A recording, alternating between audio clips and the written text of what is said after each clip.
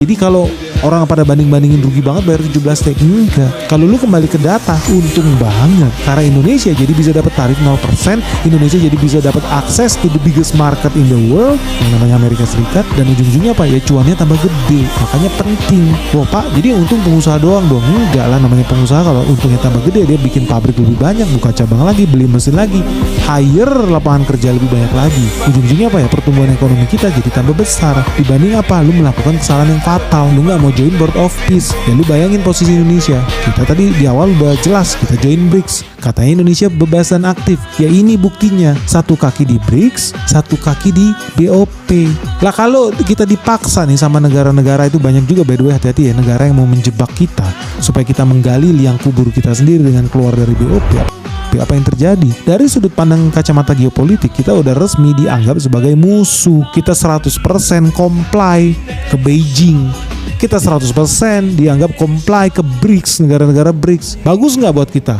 Jujur ya, Indonesia harus pinter makin di dua kaki. Jadi sama BRICS dagang cuan, sama Amerika Serikat and the gang kita juga dagang dan cuan. Dan aneh kalau seandainya Indonesia dibilang pengkhianat lah, nggak mendukung Palestina lah, AEO lah. Lalu lihatlah daftar negara anggota Board of Peace. Ketika dibuka membership, siapa sih yang angkat tangan duluan buat join? Arab Saudi bro. Lu lihat nih negara-negara di situ. Ada Bahrain lah, ada Qatar lah, ada Turki lah, Uni Emirat Arab lah, ada Pakistan lah, ada Maroko, ada Yordania lah. Waduh, rebutan mereka angkat tangan guys buat menjadi negara anggota Board of Peace nih, negara-negara Arab ini nih. Makanya nggak usah heran ya, bahkan negara-negara berkembang lain seperti Argentina dan Vietnam hari ini itu ngemis-ngemis supaya bisa ikut Board of Peace. Nah ini pinter nih Vietnam. Kenapa Vietnam sampai ngemis-ngemis? Dia nggak diundang loh by the way buat join Board of Peace, tapi dia ngemis-ngemis buat ikut Board of Peace karena dia punya target mulia, menyelamatkan bangsa negara dia. Ya dia juga nggak mau dianggap budaknya Cina.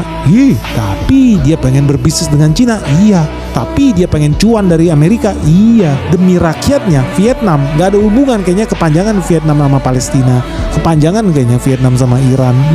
Gak ada hubungan mereka.